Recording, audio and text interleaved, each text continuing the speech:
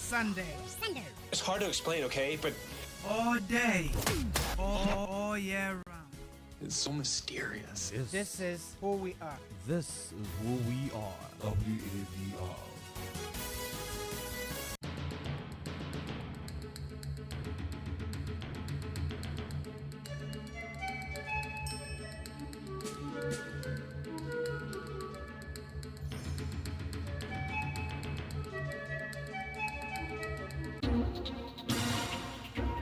WADR,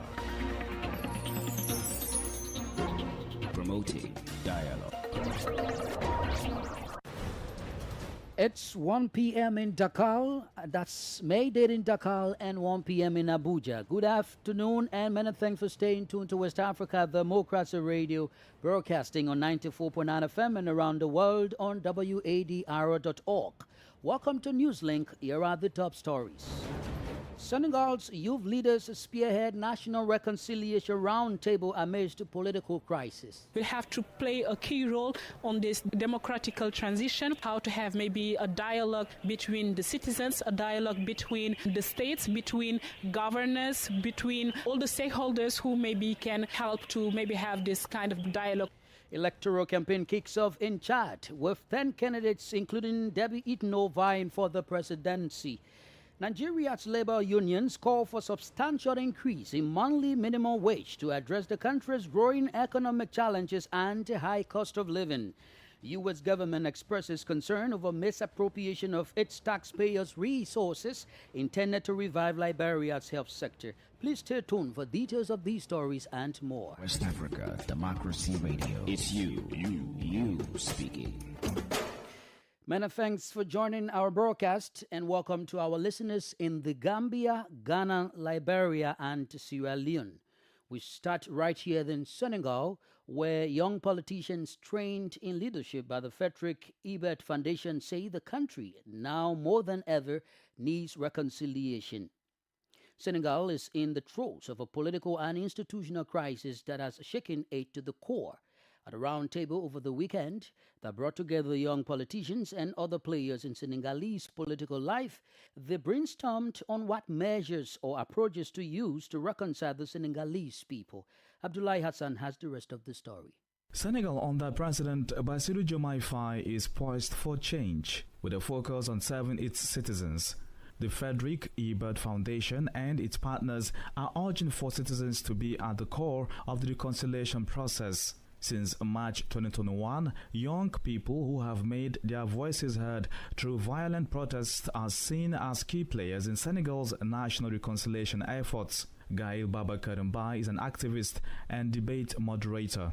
Youth will have to play a key role on this process. We'll have to play a key role on this democratical transition and about those roles, because we were having maybe a discussion today on how to maybe have a debate, how to have maybe a dialogue between the citizens, a dialogue between the states, between governors, between maybe all the stakeholders who maybe can help to maybe have this kind of debate, this kind of dialogue where people will see themselves in all the policies. In this endeavor, Babacar Mbaye underscores the significance of women's involvement. Women have always played a key role on those process, on our democratical process, in terms of maybe contributing to the public debate, but also in terms of maybe being at the decisional structures and having their voices heard, and at many levels, in terms of maybe gender equity, in terms of gender equality, in terms of women empowerment, how to have maybe women at the decisional structures, how to fight essentially against gender-based violence. The prerequisites for achieving successful national reconciliation in Senegal are multifaceted. Pape Biram Diallo from the High Council for Social Dialogue suggests the reconstruction of Senegal's significantly impaired value system through the implementation of a code of conduct alongside a mechanism for assessing the necessary transformations. Mamadou Abdoulaye Diouf, representing the mediator of the Republic of Senegal, emphasizes the importance of fostering harmonious coexistence by discouraging the proliferation of detrimental influences. Abdoulaye Hassan with that report. In Mali, the communal phase of the Inter-Malayan dialogue kicked off this weekend, initiated by the transitional president Konon Assimi Goita. This dialogue aims to restore peace and national cohesion in the country. In central and northern Mali, regions facing terrorism, the process started smoothly with a strong participation of political actors and civil societies. WADR's David Vincent reports. The communal phase of the inter-Malian dialogue is taking place across the country, focusing on restoring peace and national reconciliation among communities. The proceedings, which began on Saturday, are progressing without major issues. In Bandiangara, a region in the central part of the country plagued by attacks from armed terrorist groups, there is hope for peace following the inter-Malian dialogue as expressed by Amadou Lugi, the president of the youth in Bandiangara. We need to capitalize on all these dialogues. It is up to us Malians to apply them to the letter so that we can really get out of this long-standing problem. All Malians aspire to peace, reconciliation, and above all, security. We really want to achieve the peace that all Malians are seeking. Furthermore, near the Nigerian border, the region of Menaka is also hosting this dialogue. Despite the presence of the JNIM, a group supporting Islam and Muslims, political actors and civil society are engaging in discussions for peace with Sidi Barka, the president of the Regional Council of Civil Society in Menaka. Discussions will continue today, and after this communal phase, consultations will take place from April 20 to 22, 2024 in regions, embassies and consulates. David Vincent reporting there. More on governance issue. The transitional president of Chad, General Mahamat Idris Deby Itno, kicked off his political campaign on Sunday for the upcoming May presidential election. While addressing a large crowd gathered at the high-security event in Chad's capital N'Djamena, Deby Itno pledged to strengthen security and guarantee Chad's peace and stability. General Deby Itno initially promised an 18-month transition to democratic rule after he seized power in 2021 following the death of his father. Francis Boniface has the details. Deby Itno confirmed his intention to run at the start of March 2024. The announcement was made days after the opposition politician Yaya Dilo was killed in an exchange of gunfire with security forces 28 February, raising concerns about conditions for the upcoming poll. The government had blamed him for a deadly attack on the country's security agency, which he denied. Deby Itno, who took power after his father's death in 2021, initially promised an 18-month transition to democratic rule after he seized power, but he later postponed the elections until this year, triggering protests that were violently suppressed by security forces, leaving around 50 civilians dead. He is poised to win the election after the Constitutional Court also barred 10 other candidates from vying last month, including 2 vocal junta critics. General Mahamat Idris Deby Itno will face 9 other candidates in the poll scheduled for May 6, including the junta-appointed Prime Minister Succès Masra. His military government is one of the several juntas that seized power in West and Central Africa since 2020, drawing concerns of a democratic backslide. Chad is the first of these to organize elections despite regional and international pressure to swiftly hand power back to civilians. Francis Boniface with that report. More stories coming up on West Africa Democracy Radio. Newslink continues. Nigeria's labor unions have proposed the sum of 615,000 naira, approximately $535 as new national minimum wage to reflect the prevailing economic realities and enhance workers' purchasing power. The Nigeria Labour Congress NLC president, who disclosed this information in an interview with local media, argued the current wage of 30,000 naira can no longer cater to the well-being of an average Nigerian worker. Usma Umar has more. President of the Nigeria Labour Congress NLC, Joe Ajaero, stated that following discussions between the Nigeria Labour Congress and the Trade Union Congress TUC, a new wage figure of 615,000 naira per month, approximately $535 United States dollars, has been proposed. This proposal comes as the current minimum wage of 30,000 naira, around 26 United States dollars, is considered inadequate to support workers in Nigeria. The unions also raised concerns that some state governors have failed to pay the existing minimum wage, which is set to expire in April, 5 years after its enactment in 2019 by former President Muhammadu Buhari. In response to this development, economist Bosuna Deyeye mentioned that while workers deserve such a pay raise, it may be unrealistic. Nigerian workers deserve better living, working conditions. And I want to also believe that what they are requesting is within the law, because minimum wage is a matter of law. Every 5 years, government is supposed to review what they pay to their workers. But when you look at the situation of things in our economy, can Nigerian economy accommodate this 615,000 naira? Does government have the capacity to do that? Because at the end of the day, government cannot spend all its resources just to pay salary for its workers alone. There are so many things that are begging for the attention of government. So I want to believe that NSC should be more realistic. The Minimum Wage Act is subject to revision every 5 years, taking into account the economic fluctuations that impact workers. The NLC and TUC have urged President Bola Tinubu's administration to expedite the process of adjusting the wage scale. Earlier this year, the federal government established a tripartite committee on national minimum wage comprising 37 members to propose a new national minimum wage. For Newslink on West Africa Democracy Radio, Usman Umar reporting from Abuja. Gambians are expressing concerns and fear over a looming disaster following another ferry breakdown in the middle of the sea. The ferry was en route to Barra from the capital Banjul. Thousands of Gambians and West Africans crisscross between Banjul and Barra daily, traveling to various destinations. Though no casualties were recorded in the latest incident, the passengers say there must be urgent steps taken by the relevant authorities to prevent a major disaster. To issues of financial misappropriation now, the United States government has expressed concern over the misappropriation of its taxpayers' resources intended to revive the Liberian health sector.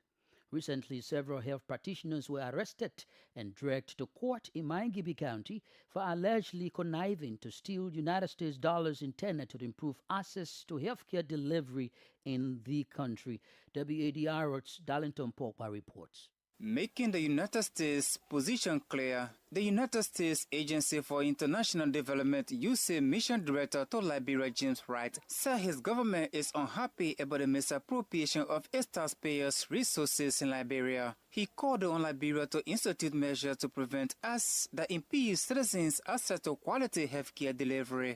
The taxes paid by Americans and citizens of other countries are used so that Liberians may have the medicine they need. Unfortunately, because of theft, fraud, and mismanagement, these donated health commodities often fail to reach the people who need them the most. That means the medicine is only available to patients that have enough money to buy them. Patients that don't have enough money are left to suffer.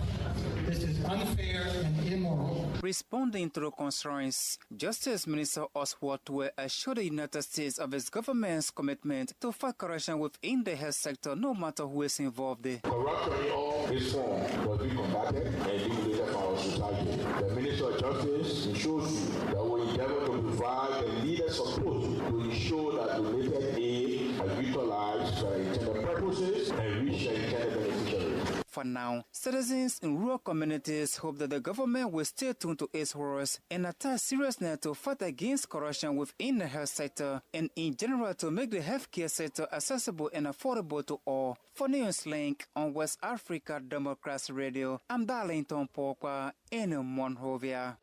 Let's head to Ghana now, where economist Joe Jackson has described as welcome news the self-starve level agreement Ghana and the IMF have reached for the second review of the extended credit facility.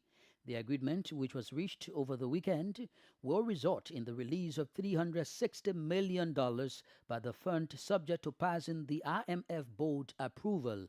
Commenting on the latest development, Joe Jackson said despite the possibility of its slowing down the depreciation of the Ghanaian cedi, the government has more work to do since the country's economy was still struggling. That is absolutely positive news. We've all witnessed in the last few weeks that the cedi has been taking a tumble. And the most immediate effect of this staff level agreement will be to restore some confidence back to the forex market and hopefully restore confidence in the cedi. The news is also good because it shows progress along the line of our current program. But yet, I want to say clearly, we are not completely out of the woods yet. We cannot take progress for granted. There's still a huge number of risks that we run. The drop in the rate of inflation, the rate of price increase has stagnated. In fact, now has appreciated slightly. We're still watching carefully to see what the April numbers will be like. You've heard what I just said about the cedi and the cedi's value and how it has it took a significant dip over the last few weeks. Interest rates are still high, very high, and government borrowing is still crowding out the private sector. Ghanaian economist Joe Jackson. You are listening to West Africa Democracy Radio broadcasting on 94.9 FM in Dakar. Here is a reminder of our top stories. Senegal's youth leaders spearhead National Reconciliation Roundtable amidst a political crisis. Electoral campaign kicks off in Chad with 10 candidates, including Debbie Itno, vying for the presidency. Nigeria's labor unions call for a substantial increase in the monthly minimum wage to address the country's growing economic challenges and high cost of living. U.S. government expresses concern over misappropriation of its taxpayers' resources intended to revive the Liberian health sector. We do have the press review, guest interview, and sports news. Please stay with us. Fresh and breaking news all the time. Hear it first as the news breaks, only on West Africa Democracy Radio. Newslink continues. We move to Cote d'Ivoire, where the 13th edition of the Abidjan Performing Arts Market has officially opened. The Palais de la Quatre in Abidjan, Cote d'Ivoire. The theme for this edition is Youth, Innovation and Entrepreneurship, with Rwanda and Korea as the special guest countries. Over a week, attendees from around the world will captivate the audience with their artistic expertise. Nadia Titi reports. For a week, supporters from all over the world will showcase their artistic skills. The event includes 59 participating countries, over 1,000 artists, 300 shows, and 109 programmers for intense activities from April 13 to 20, 2024 in several municipalities in Abidjan. The Ivorian Minister of Culture and Francophonie, Francois Remarque, has invited young people, artists, and cultural entrepreneurs to seize this opportunity to share experiences. According to the Ivorian Prime Minister, who officially launched the market, Massa is an opportunity to discover the beautiful shows of creative geniuses who are artists and dancers across the African continent. The market offers a multitude of opportunities for artists and cultural entrepreneurs to showcase their talent and connect with other professionals in the industry. Nadia Titi with that report. This is the newspaper review. Stay abreast and find out what the top stories are in your country. This is the newspaper review. The newspaper review. Up next is the newspaper review. Hello and welcome to the press review segment today with me, Usman Umar from Nigeria's capital, Abuja. We start with the Daily Independent newspaper today. The Daily Independent is leading with this story. Oil production shortfall may threaten Naira recovery. This is coming from an expert. Of course, the Nigerian Naira has been making some wins and gains against the US dollars in recent time. But experts are saying that shortfall in oil production is likely going to threaten Naira recovery. PDP reps set to clash as they hold pre-NEC meeting tomorrow. Of course, pre-NEC is pre-National Executive Council meeting. The People's Democratic Party is the largest opposition party in Nigeria. It's built to hold its National Executive Council meeting tomorrow, but some representatives have some disagreement and likely they are going to, of course, extend this disagreement to their National Executive Council meeting, which is scheduled to hold tomorrow. Tension in Kano over plan to arraign Ganduje family members. Ganduje is the former governor of Kano State, the immediate past governor of Kano State, from the APC, that is All Progressives Congress. Recall that the state is now under the New Nigeria People's Party's Abba Kabir Yusuf, and the governor had hinted last week that he was going to probe the former governor and his family members. Yoruba Republic, Oyo Assembly invasion smacks insanity. This is coming from Pa Akintoye, an elder statesman from the southwest. Of course, over the weekend, we heard of armed men invading Oyo State House of Assembly, where they removed the Nigerian flag and hoisted a different flag that is alien to the Nigerian government and law. But of course, we've heard that the military and police have been drafted to all other state houses of assembly to beef up security in order to prevent any form of insurrection. And this is the much we have for you on this edition. As I hand you back to the studio, my name is Usman Umar. Thanks to Usman Umar for the press review. Politics, analysis on major news, social matters, and all. This is A Guest. Let's take you back to our first story about young Senegalese leaders who initiated a debate during the weekend aimed at reconciling the country amid political crisis. Senegal is in the throes of a political and institutional crisis that have shaken it to the core. At a roundtable over the weekend that brought together young people, politicians, and other players in Senegalese political life, the brainstorm on what measures or approaches to use in reconciling the country. A Senegalese rights activist, Alhaj Amadou Sam, examines the possible impact of such debate and its alignment with President Diomaye Faye's statement of unity. The country has experienced very difficult situation with people that was in jail, with people that was killed.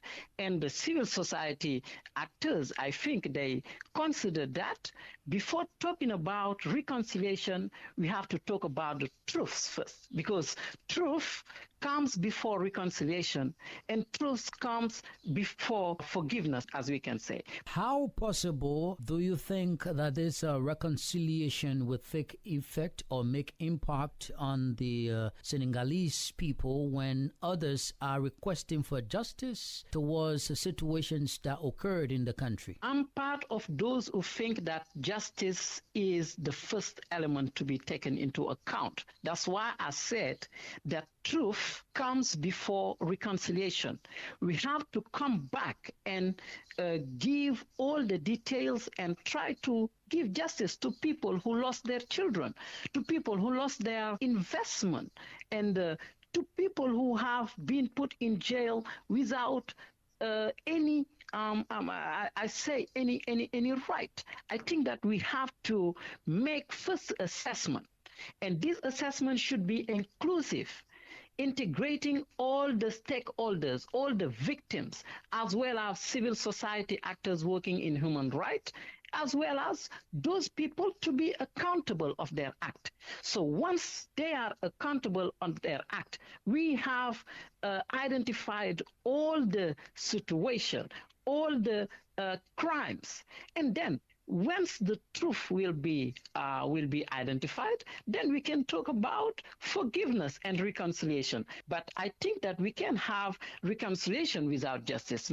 I'm part of those who think that truth comes before reconciliation, and this should be done in a very organized way and inclusive way by including at the first stage the victims of the families who are victims, as well as the people. This national dialogue is being organized by the young people. Do you think the young people are the real factors to initiate such a reconciliation? In a sense, we can say that the young people are key element on that. First, because if you remember, between 2021 to 2023, we have experienced many difficult situations. Young people was the one who was dying in the riots. They was the one initiating the riots, and even the politician who organized that, they didn't die. This was the young people, and we have seen an engagement of young people in politics lately that is more important than before. And then we have seen that Senegalese political leaders, the age rate is now going down and down to the young people, and even seeing the authorities. We have a president who is 44 years. This is one indicator. The rate of youth citizens. And here we are talking about new era for Senegal. I think that the young people are in their role because we are talking about their future. And I think that we cannot have more relevant element than the young people to initiate this dialogue. He's a Senegalese rights activist Alhaj Amadou Sam. And here it's Sankule Janko with the sports news.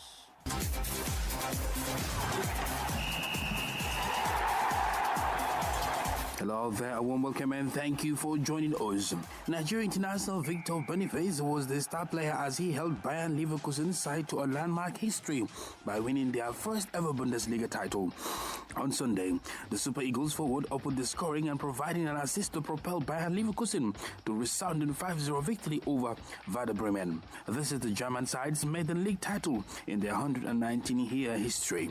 Boniface, alongside fellow Super Eagles teammate Nathan Teller, have been instrumental for Xavi Alonso's side in their journey to the dreamland. Elsewhere, Super Eagles forward Victor Osimhen continued his goal-scoring form after netting for the second consecutive league match for Napoli. Osimhen scored for the Italian champions in their 2-2 draw against Frosinone in the Italian league over the weekend.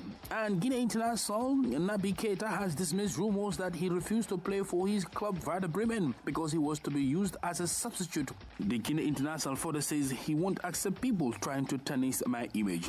Keita was absent from the Bremen matchday squad that lost 5-0 to Leverkusen on Sunday.